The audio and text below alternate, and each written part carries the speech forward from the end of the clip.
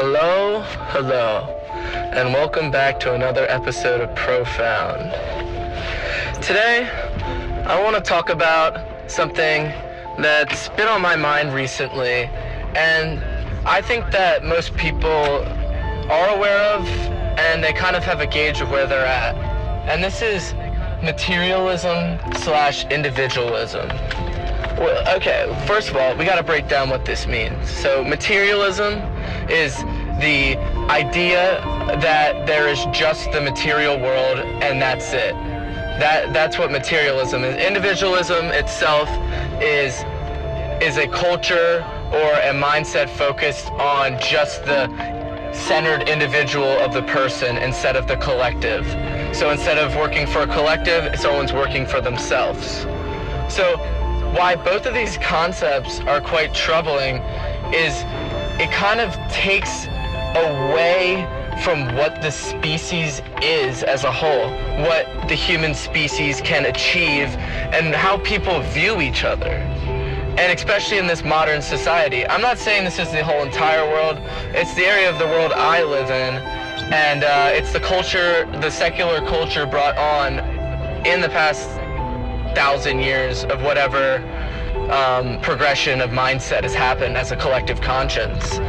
And I think it's really important to touch on why these two qualities are so damning to the human condition, and why our mindsets must shift into a more collectivist outlook, and we must understand that there is more than just the material.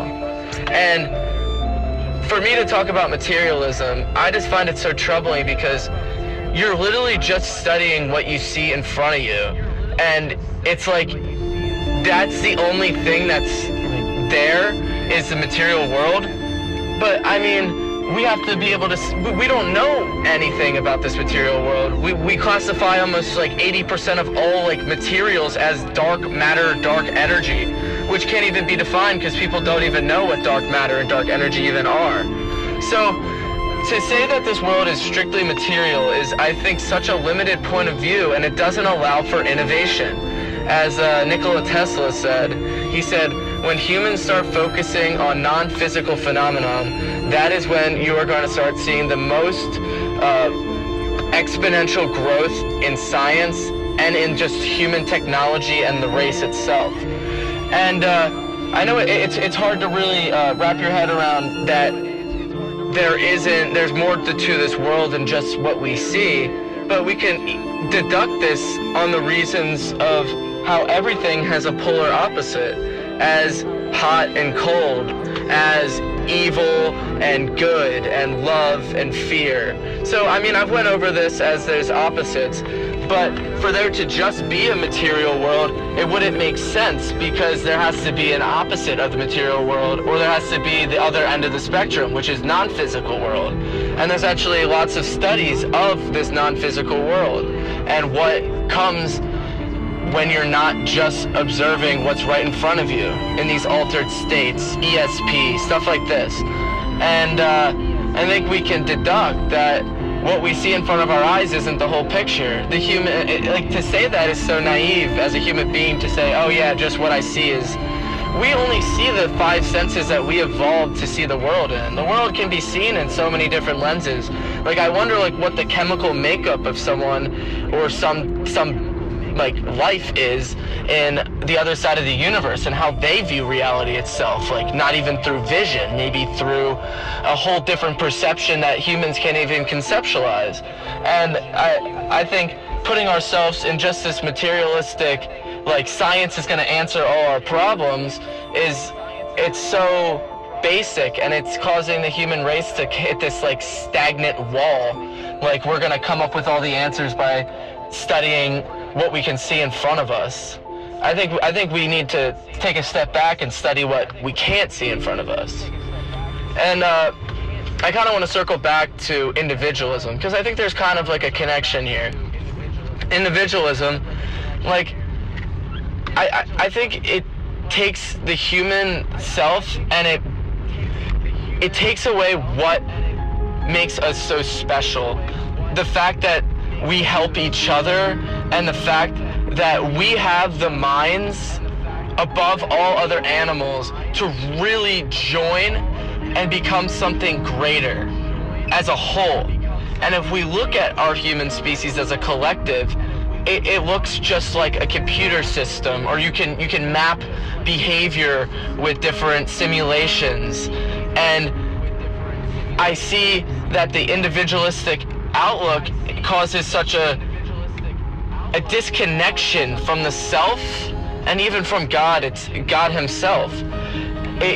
Individualism creates this separation from other people around you, where you won't even go out of your way to help someone because you're too concerned about getting somewhere a minute before, or you can't pay for this person's drink because you just don't feel like being a good person, even though that if you do that, they'll get you back. So it seems like people are not even open to giving other people favors for other favors in return, or they just look at this person, they're like, oh, I don't think that they're gonna pay me back, so I'm not gonna do this for them. But why don't we want other people to be just as happy as us? And why don't we want other people to love like we love ourselves, like we love our families? Why can't we love other people like that? And why can't we have this acceptance for everyone, that they have this same gift and the same spark that everyone else has been given? And why are they not deserving of the love that you give other people? And why would you be so closed off to the idea of helping other people? And I think this is where like values come into a picture. As you can see, people, like, I would say there's fake Christians and there's real Christians. And I'd say if someone's a real Christian, they're going to welcome anyone in their house, they're going to feed them, and they're going to like be open and hospitable, because that's what is told in the religion. It's told to love others above all else. And I think this is such an important concept, because if you don't love others, how can you love yourself? Because if everything is just an extension of yourself and you don't feed the love outwards, then there is no internal love. There is no love for yourself if you're not helping other people, because you truly won't flourish as a person. Because deep down, everyone knows that this isn't going to make them happy, that they're not going to go to the grave with all their material possessions, that even if they're buried in gold, their body's gone from this physical world and it will never return. And it will or never return in this fashion. So to hold on to those possessions and to not help others is a disservice to not only God, it's a disservice to yourself, and it's a disservice to the world that you live in, that you want to become, that you want to be around for even after that you're here. And you want other people to, and I think a lot of people don't want other people to be happy because they aren't happy themselves. So why should other people deserve to be happy when I'm not? And that's such a selfish point of view. And that's where I'm talking about the individualistic part. Why? Like, why wouldn't you want other people to be happy? And that's why I honestly think MDMA could be so therapeutic, because it gives you that feeling of, I just want that other person to be happy. I love them. I want them to succeed in life. I don't want anyone to be on the streets.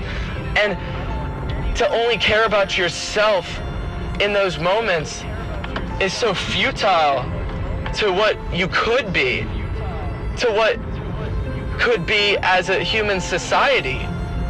It's so damning to see all this. And I know that if you're listening to this video, you might not even be an individualistic person. You might want to have a collective societal output. But that's just not the society that the westernized that we live in, this secular society. It seems like true value has started to go away. And what happened to that feeling that you get when you help other people? That feeling, I remember when I was younger. I think this is an interesting example, but I remember this vividly. So I was at Chuck E. Cheese when I was younger, and I collected all these tickets at this birthday party so I could get this Angry Bird stuffed animal. And I spent so much time and effort doing all this. And then at the end, when I got the Angry Bird stuffed animal, I gave it to my friend. And for some reason, I don't know why I did it, but I gave it to my friend, and I felt really good after because he was happy. And I was like, to my parents, I was like, why do I feel good for giving other people stuff? And they were like, because that's like the purpose of life. The purpose of life is helping other people, not helping yourself. Where do you get real true satisfaction? Helping yourself or helping other people? At the end of your life, what's going to happen? Are you going to be thinking about all the things that you did for yourself, or are you going to be thinking about all the people that you affected and all your loved ones that you'll never be able to see again? Because it's not about yourself. The whole thing's never been about yourself. It's always been about everyone. That's why the individualistic mindset and the secular mindset is creating such this dystopian and chaotic future. It's because it's disconnecting us from each other, and it's disconnecting us from nature and who we really are. And I just call everyone to just try to love and help everyone that they can, instead of spreading hate and fear, because that's all we see in social media. Social media is built so we are a fear-based species, and we can never evolve, and we can never love, and we can never connect, and we can never be one. But I think we can break that.